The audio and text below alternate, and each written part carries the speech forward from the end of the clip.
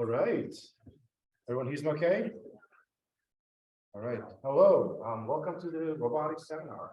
Today we have Marynel Vázquez, who is an assistant professor at Yale University. Marynel got her undergraduate in Venezuela and a PhD at Carnegie Mellon. I did an overlap with her. I graduated in 2009 and she started in 2009. So we missed each other by summer and then went on to do a postdoc at Stanford. And has been Yale since then. Marynel has received the NASA Career Award and an Amazon Research Award. She's doing great work there, publishing in all of the venues that we all read about. So without further ado, we look forward to hearing Marynel's talk and what we heard. Thank you. It's great to be here. Very exciting. This is my very first time in Madison. And so I'd love to hear about, what you like to see around here and how beautiful actually all the lakes are. Now today, let me turn it on. Good point. How can you hear me better? I don't know if there's a difference now. Yeah, excellent. Okay. So today I want to talk about human-robot interaction, and I want in particular to start by showing you these pictures because they are perhaps very prototypical.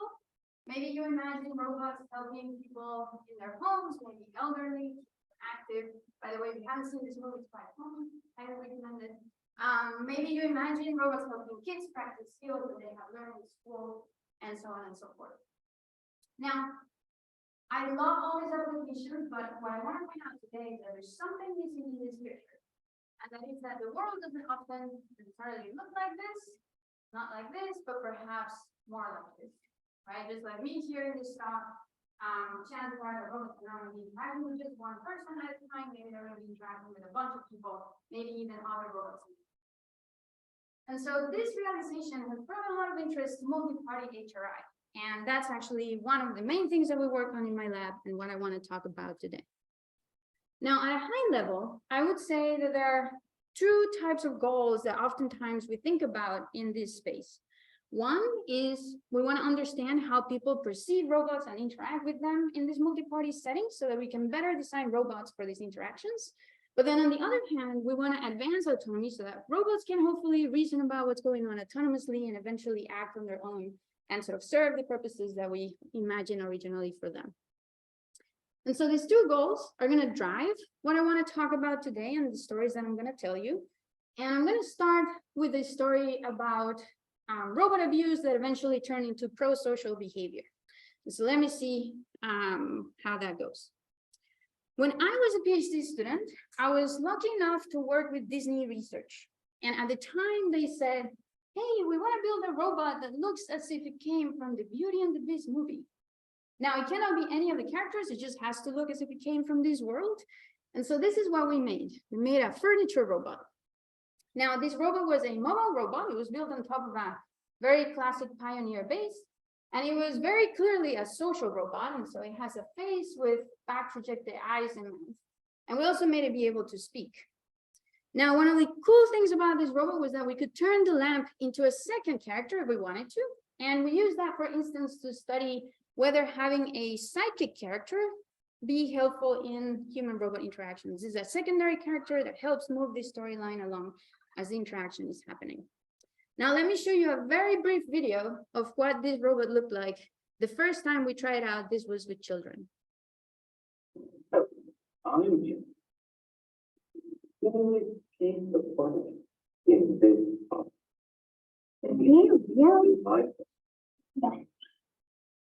And so we tried this robot with groups of kids. And by the way, I was teleoperating this robot secretly. Kids didn't know about it at the time. And I had designed the whole interaction, expecting kids to be super engaged on the robot with the robot. I mean, it was this really cool new thing that was going to surprise them in the lab. And everything I did was pretty much thinking about how one-on-one interactions would happen. Okay. Now, to my surprise, kids were definitely interested in the robot, but not necessarily in the same way. So for instance, this child over here, he had gotten a souvenir from the robot, this piece of paper that he's holding in his hand, but he was just not willing to engage as much as the other kids, right? Now think about this for a second, right? If that kid that is walking by had been the only child in the room, and he had just started walking like this when the robot was over here, my natural reaction would be, I'm going to stop the robot. It doesn't have anybody to talk to. Doesn't make sense for the interaction to continue. But there were other kids right there that were moving this storyline along. And so the interaction could go on, and then this other kid could just do whatever he wanted, right? Now, during this study, it turns out that the members of the robot's conversation change over time. We started originally with groups, oftentimes with 4 kids, and up to the point things changed too much. So, we ended up having just 1 kid there. And so it was kind of a big change from what we were expecting. Now, even more new conversations started right in front of a robot that had nothing to do with it. It was just because people wanted to say, hey, can you help me open my souvenir that I got from the robot? And the robot was over there trying to say, what do you think of your souvenir? And then the kids over here were like, whatever, I just want to open my thing. And so, things kind of went sideways from what we were expecting. And this actually motivated a lot of the work in my PhD, because I quickly realized that this type of multi-party interactions are not necessarily a trivial generalization of one-on-one encounters. For once, human behavior is going to be significantly more varied than what you would see in a typical one-on-one situation. Now, one interesting thing happened, which we didn't publish at the time, but it actually got me thinking. And so kids had very wide age ranges. Some kids were around, the youngest ones were 4, the oldest ones were around 10. And those who were around 5, 6-year-old, they were really curious about the robot. They wanted to understand how their actions would change the behavior of the robot. At least this is my reading. Up to the point that they would start pushing the robot, maybe sometimes knocking on it, and doing all sorts of things that I did not want to see happening. And so when this happened, I thought, maybe I can add a response to my robot so that this stops. And so I had the robot say, ouch, this does not work. Actually, kids found it really funny and started doing it more. Because, oh, look, the robot says, ouch, that's funny. Now, the other thing that occurred to me was that I would have the robot say, hey, please don't hurt me. And one time, an older kid actually fell back for the robot and pushed away the younger kids that were doing the things that we didn't want to see happen. Now, that gave us an idea. Well, in these kinds of situations, perhaps there's not much that the robot can do by itself. Of course, rule number 1 of robotics, right? We don't want robots to get bad at people in any way. But maybe robots can use human bystanders to intervene to help them out. And hopefully things can become better thereafter. And so we decided to study this question with adults, which is more easier to do than with kids. And in this case, we had a confederate. This is a member of our experimental team who pretended to be a participant.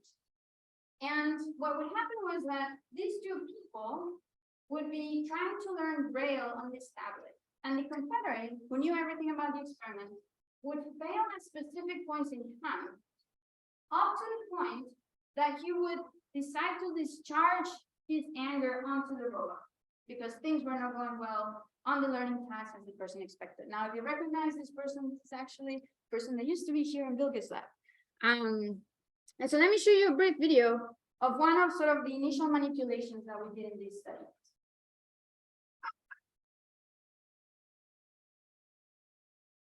Stop looking.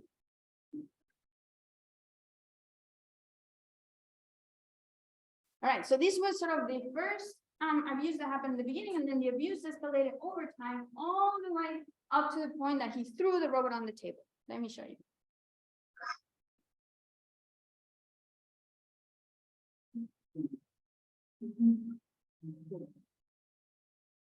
And so what we wanted to see in this study was whether that participant would say something to the confederate, like, hey, you shouldn't be doing that.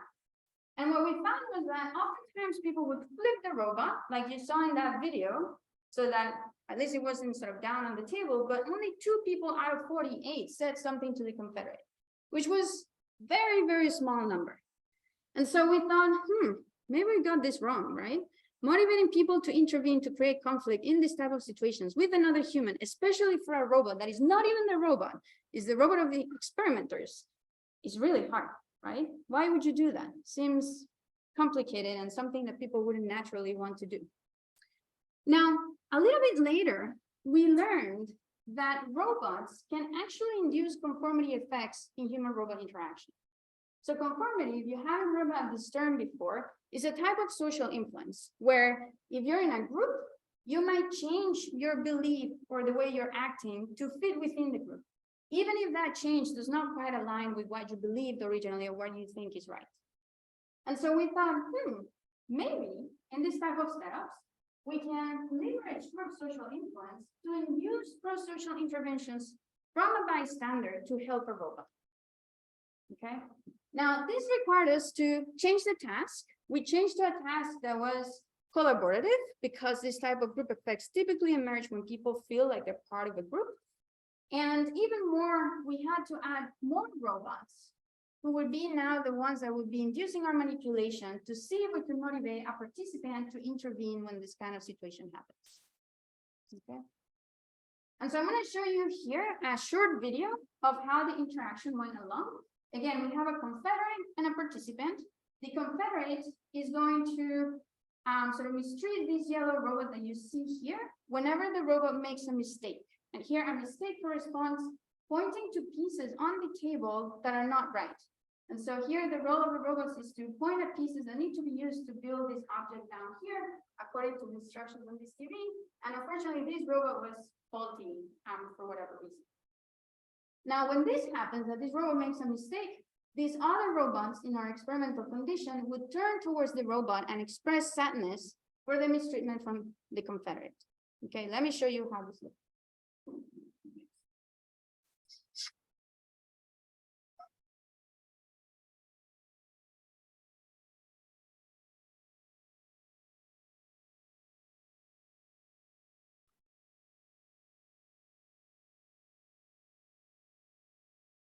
And so here the robots on the table responded to that action of the confederate. And just like before, the mistreatment increased over time.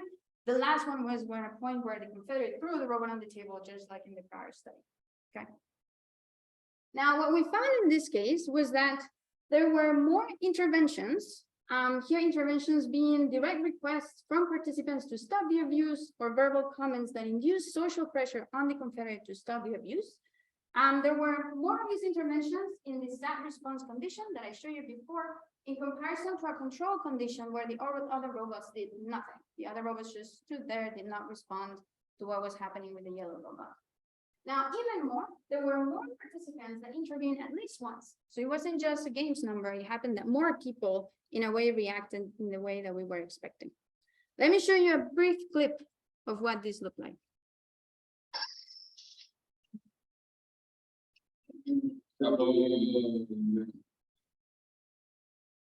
Isn't this amazing?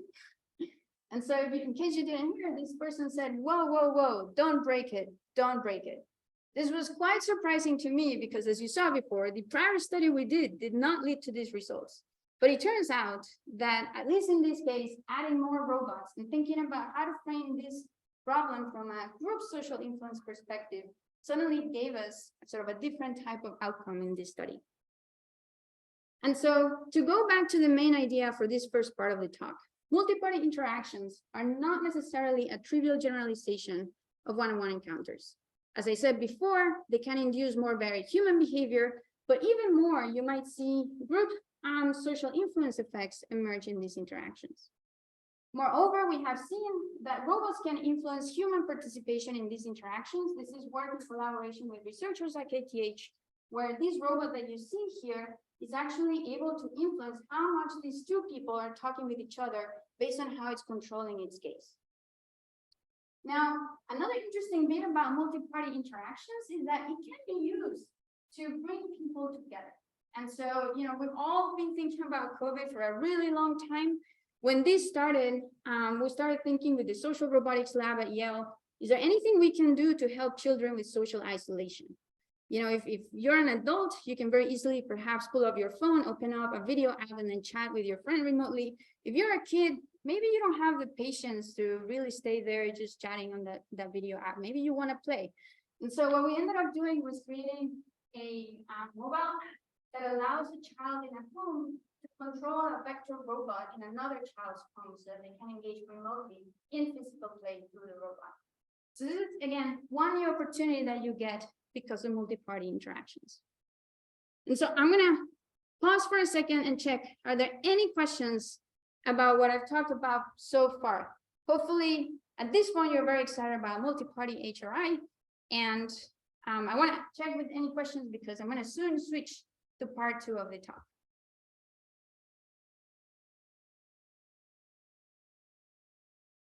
All right. Okay, so is there anything in the chat? Okay, excellent. So let me continue. Now, hopefully you've gotten excited about HRI, but there's something I haven't really talked to you about much, which is oftentimes in these experiments, there's a big limitation.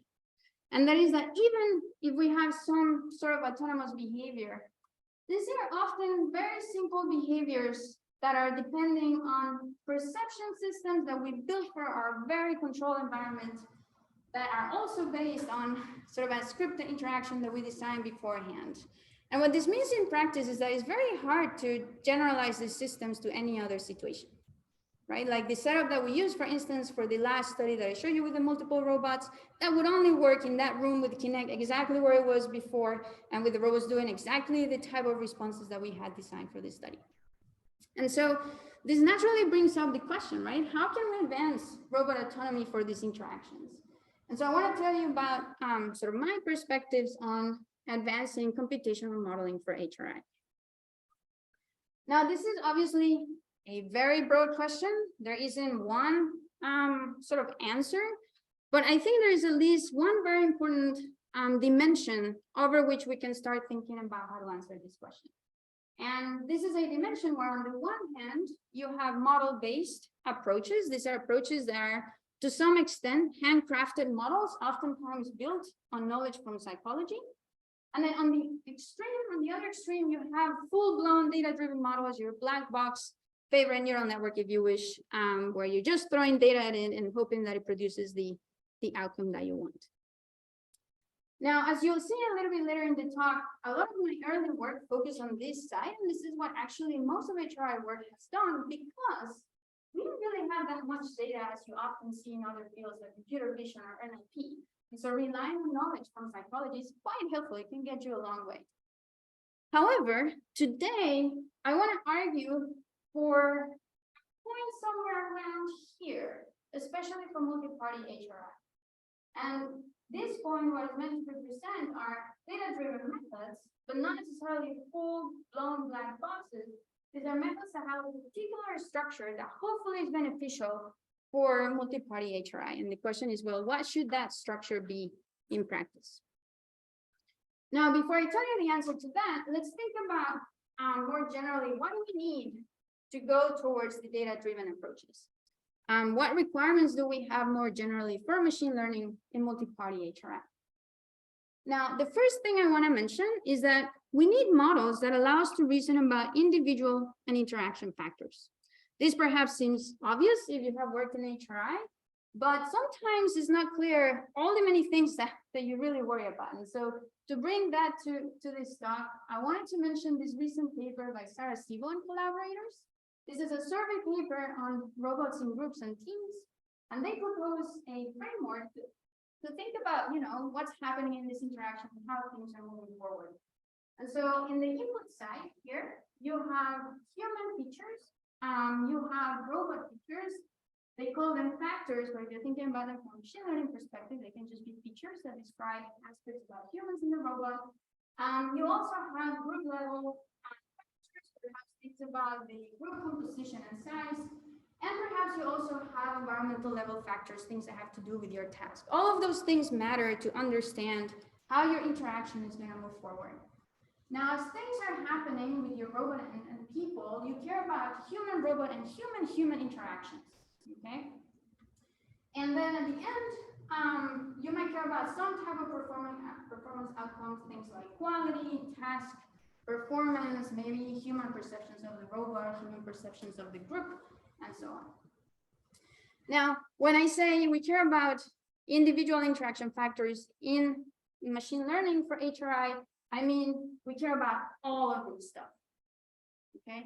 And I think having models that can suddenly start combining each of these different factors together is going to actually take us very far in the long term. Now, more practically, we also need models that support a variable number of interactants and that also accept unordered inputs. What do I mean by this? So if you think about how we typically apply machine learning to HRI, this is what we do. We have people and a person and a robot. We have some features for them. We concatenate them. We pass them to a favorite model, and then we get some prediction. These days, this might be a neural network, but could be an SVM or random forest, anything else you like. Now, in multi-party HRI, sometimes you don't have two people. You have 3, 4, 5, 6. And you could think, well, maybe what I want to do is create a different machine learning model for each of these group sizes that I have. But if you do that, you're partitioning your data into smaller subsets. So it would be better if that model could take whatever number of interactants that you had and still be applicable. Now, oftentimes when you create this type of features and you concatenate them, you assume some canonical ordering for the features. You use that canonical ordering at train time and at test time. And oftentimes the canonical ordering is set up on the configuration of people. So imagine, I'm the robot and you two are over there. I'm going to say either person 1, person 2, and I'm all going to pass you to person 1 first, and then person 2, and then the robot. Now, in the type of applications that I showed you before with the furniture robot, people will move around. Now that sort of, generic ordering of features that you were hoping would sustain over time is not the same. And so you want models that doesn't matter, right? The ordering of these interactions, they can still work. That's what I mean by unordered inputs over here. Okay. And so going back to this picture, what we believe today is that we need structured data-driven methods that leverage the relational structure of the data. And so intuitively, right, when we're thinking about HRI, we're thinking about this relationship and we're thinking about, individual actors like a robot and a human. And this may be not two, but more, as I said before, in multi-party settings. Naturally, this leads to a graph, which is not a new idea. This is something that people have been doing in social network analysis for many, many years. And that's something that we believe we should be using in HRI, not just as a generic way of encoding data, but actually as a state abstraction that allows us to reason about how the interactions are changing over time, that allows us to make predictions over individual agents, but also over relationships, and perhaps also contextualize all of this based on contextual data that has to do with your task, that maybe has to do with how the environment layout is set up and all other factors that may matter. So this global graph attribute that I'm pointing out here, this is what could sort of, in a way, change the meaning of this graph based on that additional context that you may have for that interaction. And so thinking about robotics, right? One particular thing that will happen with these graphs that perhaps you don't necessarily see all the time in social network analysis is that not only the nodes will have a lot of features, just like we saw before, we can have a lot of features for each interaction, but then the edges can actually have a lot of features, okay? And so when you look at work, for instance, in social network analysis, oftentimes these edges are binary. They either exist or don't exist. And a lot of the work is in connectivity, which group is connected to which other group. And so the edges can be thought of as binary attributes. In HRI, we would often want these edges to have a lot of information, like who's gazing at whom, who's directing a particular type of communication signal to someone else, perhaps who is actually in a group conversation with someone else. All of these things could be different features in the edges that you could have between all of the possible interactions that you have here. Similarly, this global graph attribute could be a high dimensional attribute that has a lot of information about your task and the state of what's going on. Now, in robotics also, it makes sense to model these graphs as fully connected, okay? And the reason for that is that, at least in the applications that I've shown you so far in multi-party HRI, we're thinking about co-located interactions. And just by bare means of being close by to one another, we may be implicitly interacting. And we want to model that as part of the edges that you have in this graph. Okay. Now, lastly, one interesting bit that comes with this graph representation is that it's very natural to think about immediate ways in which a robot can influence other agents, but also it becomes very natural to think about indirect ways in which a robot may influence other relationships and other interactions that may be going on. And so an example of this is the work that I briefly described before and how this robot could influence human participation in conversations in this type of triadic setup. Another example is the work that I described before on how the behavior of two robots, let's say robot 1 and robot 2, may influence how a human perceives what's happening between another robot and a person and how this participant reacts to the confederate. And this is something that you naturally get out of this abstraction. And so thinking about what type of structured data-driven methods you could apply to reason about these data, what we like to do these days is think generally about models that transform the graph into another graph. And one particular type of model that does this very well are message passing graph neural networks. Now, if you're not super familiar with these models, do not worry. We can always get into more details about them in the questions. At a high level, what I want you to get away from them is that they work typically in 3 steps. Step 1 is you take from your original graph information that was already in the edges, propagate information from the nodes connected to each specific edge, and then update the edge using all of that features that you had. So the information originally in the edge and the information in the nodes connected to that edge. And you do this using differentiable functions so that at the end you get a full model that is differentiable that you can add to your neural network. Now, step number 2 is you do a similar process where you propagate information from edges to nodes, and you update the nodes so that they have new features. And then step number 3 is you update that global graph attribute that I mentioned before using information from the edges and the nodes. Okay. And so what you get out of this is you start with some graph with some features, and you end with some other graph with some additional features. And depending on how you add supervision to this model, you might learn different things. For instance, let's say that you add supervision to the nodes. You want to predict something specific about people and you had labels for that. Then what's going to happen in this process is that your features are going to update in the nodes such that you can hopefully make a good prediction for an individual agent. Say that you add supervision to the edges, then in that case, the information is going to propagate in a way that hopefully you can make a prediction for a relationship. Or let's say that you add supervision maybe to the global graph attribute. You can use that to perhaps infer things about the environment if you had supervision on that, or maybe to infer things about the whole graph, where this last update is taking information from nodes, edges, and the global graph attribute to make that inference over the whole group.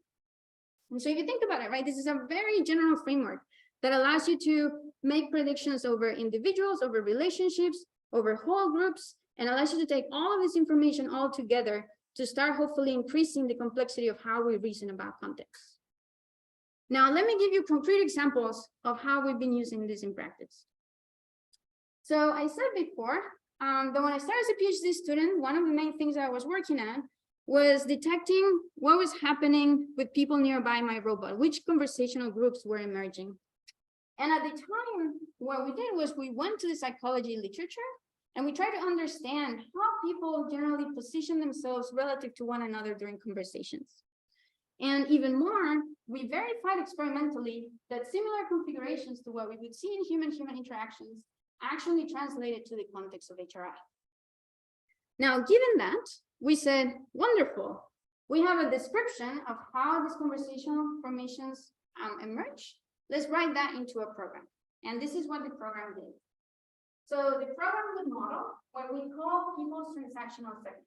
It's just the space in front of their body that includes whatever they're engaged with. And it turns out that when you talk with other people, oftentimes you intersect your transactional segment with each other. And this leads to a particular area called the O space of your conversational formation. And so our models would try to find those intersections and say, aha, there's probably a group happening there because your transactional segments are intersecting. And so this actually worked well for us to study with our furniture robot over here, different gaze and orientation behaviors in multi-party interactions. And this triangle that you see here, these are groups that we were estimating in real time during the study to adapt these behaviors. Now, to make this work, despite very nosy observations of people like this person is not really raising their arm, we had to add a lot of temporal consistency to these models and actually do a lot of hyperparameter tuning to make sure that it would work in this room in this particular setting. And so when I graduated, I was thinking, "Oh, this was so hard. Could we just use, more state-of-the-art machine learning methods to optimize for this type of models more directly?" And so we said, why not, right? Let's try to model things as a graph, as I described before. And so imagine that you have a social scene with position, at least position and orientation information for people. You can encode that in the nodes of a graph. And then if you can compute edges that represent the likelihood of people conversing with one another, then you can use standard graph clustering algorithms to partition that graph and detect the groups. Now, one way to model these edges is to say, I'm going to compute a function with whatever machine learning algorithm you want that takes as input the features for the two nodes connected to that edge. And this actually worked really well for a set of Microsoft research, a service robot that was giving information to people. However, there's something interesting in this problem, which is that to make a prediction for this edge, not only node 4 and 5 matter, actually nodes 1, 2, and 3 give you hints about whether these two people are part of a group or not. And this is something that perhaps you often don't read so much about in the psychology literature, but it becomes very natural, right?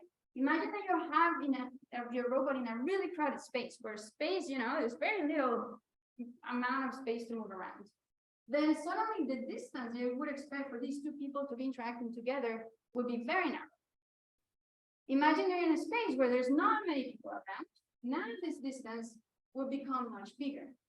And so choosing a threshold for what it means to be interacting is actually dependent on what's happening in the rest of the environment. And so what we did here was sort of implement that idea in a neural network where this top hat is doing similar thing to what the prior function was doing, taking information from the two nodes connected to the edge and then computing an affinity. But then this bottom hat is computing a feature vector that summarizes what's happening with everybody else in the graph.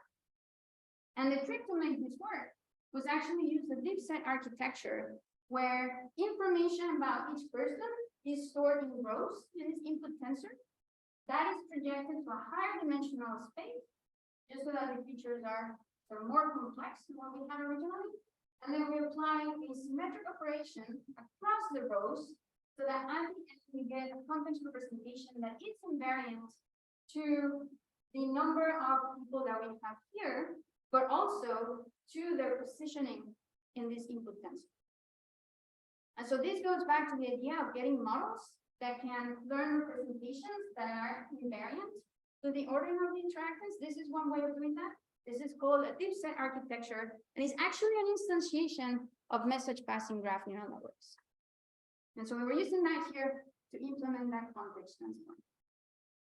Now, in practice, turns out that adding that context, this is the red bar, improves group detection performance in a significant way. Here, this y-axis corresponds to perfect group detection. So we're not missing anybody in a group. We're detecting everybody that's in a group. And we're using here a standard data set from this for this problem from the computer vision literature. Now, let me show you a quick video of what this looks in practice now translated to our robot in my lab. And so here's a tiny picture of the robot. It has a very small arrow that tells you which group the robot is on. And then people are colored according to the group as well. So right now, the robot is part of a group with these two people. And we're detecting people using the latest Kinect, the Kinect Assurance. So detections are a little bit more stable. But even more, the predictions are really nice without having any time of temporal consistency as we needed before. And these edges, in case you're wondering, these are the predictions on a per edge basis on our fully connected graph. All right. Now, that model that I described before, we made it thinking about what we need for this problem. We need context. We want context to allow for inputs that are not necessarily ordered in a given way. And then we said, well, what if we just throw the standard full message passing graph neural network architecture to this problem? And so here we had the same architecture, but now transforming the full graph into a new graph where every example is the whole graph, everybody that you're seeing at a given time. And now we're adding supervision to the edges to predict sort of the likelihood that two people or a person and a robot are part of the same group. And here we're using cross entropy loss for that. Now, what we found in this case was that as you get more individual features, turns out that the full message passing GNN does better. And so here, these bars correspond to having position information for people and image features in this very more complicated data set. This is the match and mingle data set from TU Delft. Then these bars over here correspond to having position information, image features, and then acceleration information for each person. And then over here, we add activity labels that were manually annotated in this data set. And you can see that the dark bars are growing up, whereas our prior model is kind of staying at a similar performance level. And so what this told me at the time was, I like the GNNs. They seem to be exploiting the structure of that graph in a better way than our prior model that we designed before.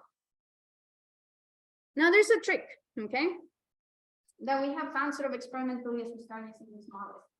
And that is that oftentimes in a try, you will find that when you're thinking about specific feature predictions, like for instance, who's interacting with whom, there's going to be a lot of data imbalance. And why is this happening? Well, in general, in this data set, there's, typically a bunch of people, but only so many people are interacting with someone else at a given time. So to start, there is that imbalance. But then when you group everything into a graph, oftentimes a graph is going to have a bunch of edges that are no interactions and just a few that are interactions. Yeah. And so you have to be really mindful about how you're passing that data to your training loop, because chances are you're going to miss out on a bunch of the positive cases and just be dominated by the majority class when you train your algorithm. So perhaps, you want to try things like sampling in a careful way to make sure that your graphs are such that it's not like all of them in a batch have just one edge that is a positive edge and everything else is negative. Or maybe you want to do sort of smart weighting on the losses for each of the edges to make sure that you're balancing both classes. Yeah. Now, here's a cool new idea that you can use for this. One thing you can try is you can try to directly train your model on actual classification metrics that you care about instead of using cross entropy. Okay, and so why is this happening when I'm using cross entropy here? Well, typically when we train binary classifiers, we use cross entropy because that's actually a good approximation for making sure that you're computing the likelihood of whether class is positive or not. But it turns out that you care about measuring performance instead of maybe using accuracy, F1 score, maybe precision, maybe recall, maybe even F beta score, which are different metrics than cross entropy, right? Now, why is it that you're not training on these metrics directly? Well, to compute those metrics, this is what you do. Take your inputs, pass into your model, compute a probability distribution.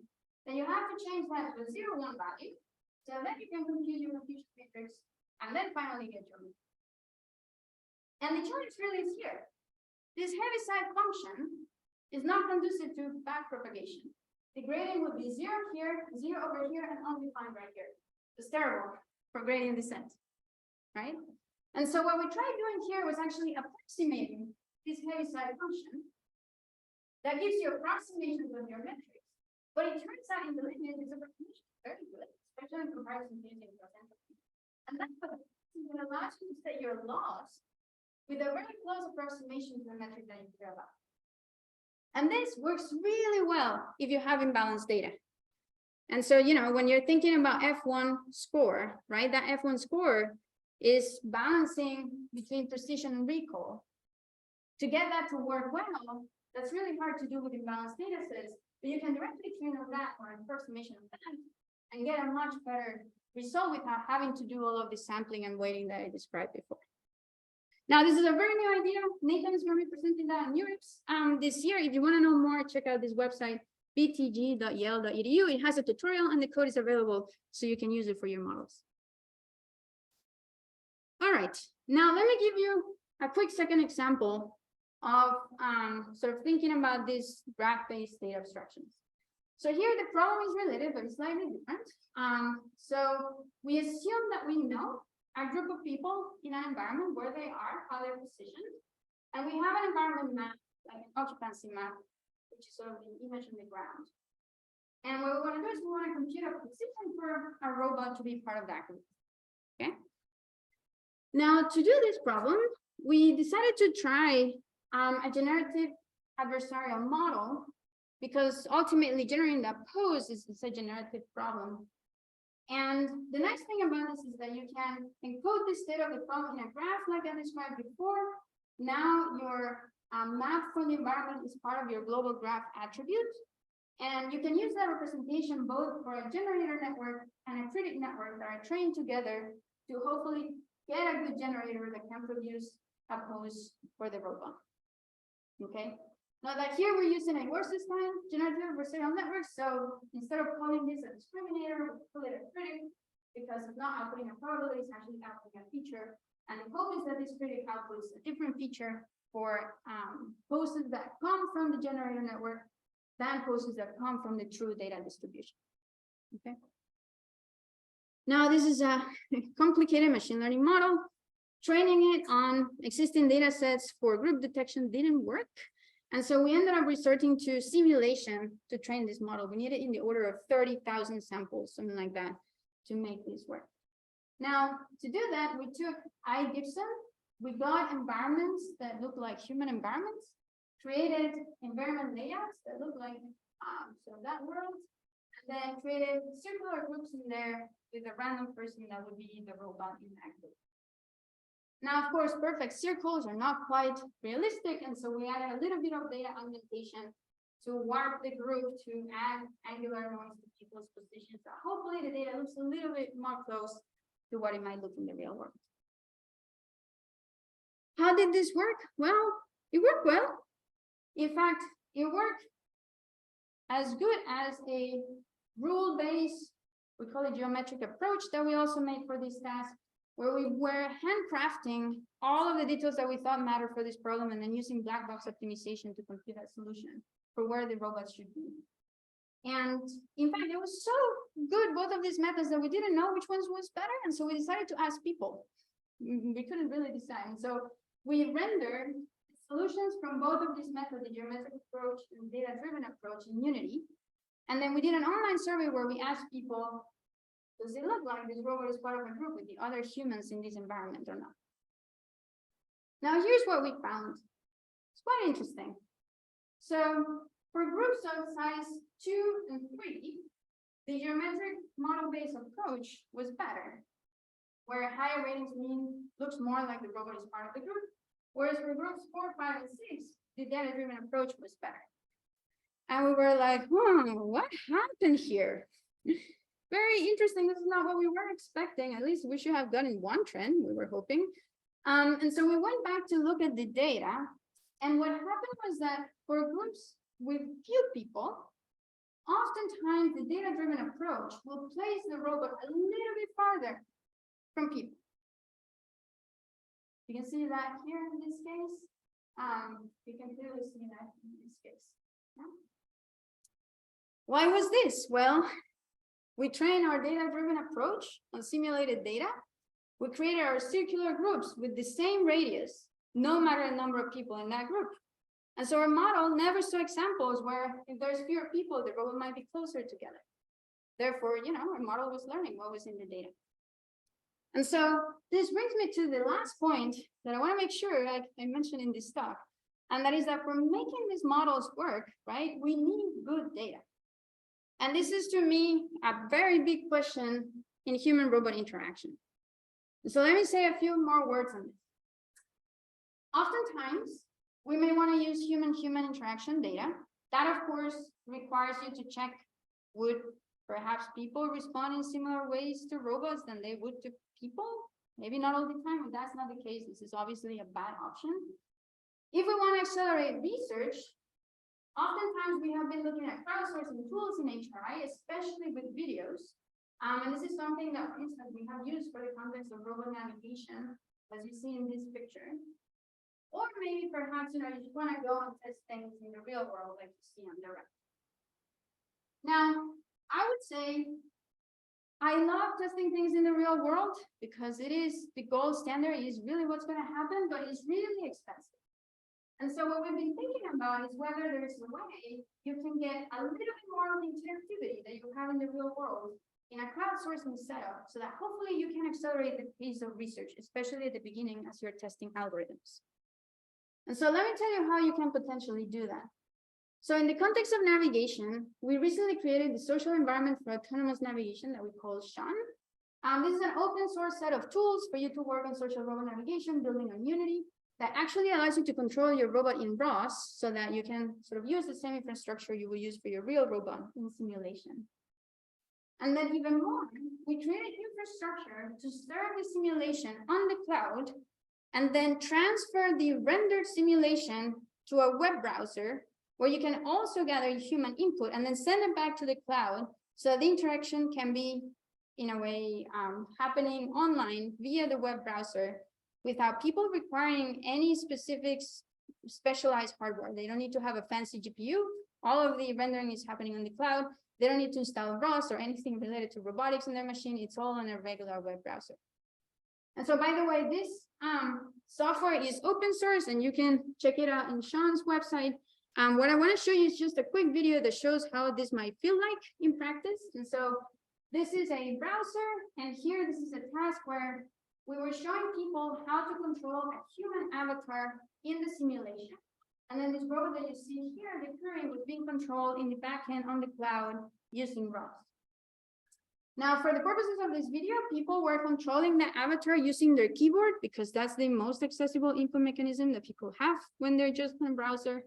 But you could imagine in the future using more complex interfaces if they were available. And so when we created this way to deploy the simulations in a browser, one big question we had was, how would this compare to videos, right? If we were to use crowdsourcing, but now with videos, would that be the same? Would that be different? And so we decided to run an experiment where, in particular, 62 adults interacted with that query in the simulation. Then we made videos, and then we had 62 other people experience the videos. And we asked them in both cases to provide their impressions of the robot according to a number of attributes. One interesting bit we found, at least from this study, was that robot competence was not the same across the two conditions, suggesting that whether you use crowdsourcing with videos may not give you the same results as if you use crowdsourcing with these interactive simulations. So more work needs to be done, obviously, to understand the limitations of these approaches and to what extent they do transfer to the real world. And so to wrap up this part of the talk, I want to reemphasize the idea that applying machine learning to HRI benefits from graph abstractions and relational models. However, an important challenge is scalable model supervision.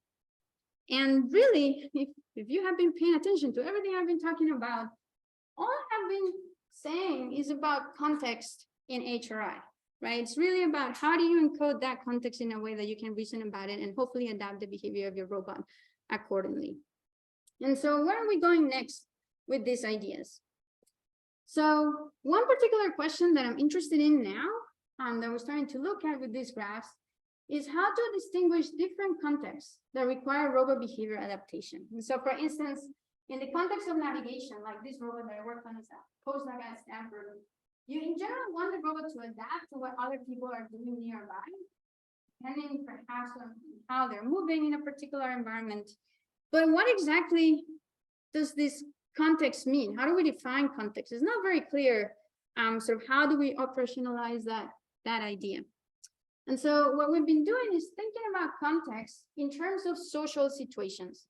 This is a term that has been used in the psychology literature to describe different situations that have to do with people's stance and environmental factors, which when we think about them in the context of HRI, now we're thinking about the robot task and environmental factors that in the case of navigation have to do with this space, but also the behaviors of other people around the robot. And so the first thing we tried was to look at the literature, see what type of different social situations people have often studied, and then come up with very simple logical expressions that describe them, that you could use as classifiers for recognizing different social situations, at least in simulation in our case.